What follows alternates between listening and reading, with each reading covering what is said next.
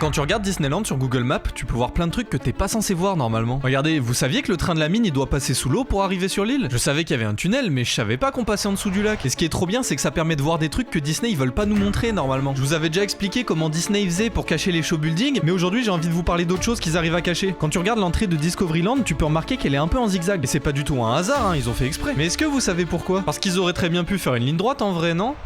Bah en fait non, ils pouvaient pas vraiment faire ça. Dans les parcs Disney, l'une des choses les plus importantes c'est l'immersion. Quand tu rentres dans un land, le but c'est de te faire croire que t'es dans un nouveau monde. Et pour ça, bah il y a des choses qu'il faut bien cacher. Regardez, quand vous êtes à Disneyland en Californie, il y a cette très grande montagne. Alors elle est très belle, hein, y a pas de souci. Mais le truc c'est qu'elle est tellement grande que tu pourrais la voir depuis l'autre côté du parc. Et quand t'es en train de faire la queue à la maison hantée, bah ça ferait un peu bizarre de voir une montagne dans le fond. Du coup, pour la cacher sans que ça se voie, ils ont trouvé une solution super intelligente. Ils ont mis un immense arbre pile devant qui fait exactement la même forme que la montagne. Mais des fois, tu peux pas mettre juste un arbre devant, faut trouver une autre solution. Quand à Disney World, ils ont construit la tour de la terreur, le problème c'est qu'elle était tellement grande qu'on la voyait depuis Epcot. Alors au lieu de mettre un arbre pour essayer de la cacher, ce qu'ils ont fait c'est qu'ils l'ont décoré dans le même style que le pavillon marocain. Et ça marche bien, hein, regardez comment elles se font dans le décor. Et du coup, l'entrée en zigzag de Discoveryland, c'est pour pas gâcher l'immersion. Ça te bloque la vue pour pas que tu vois le reste du parc.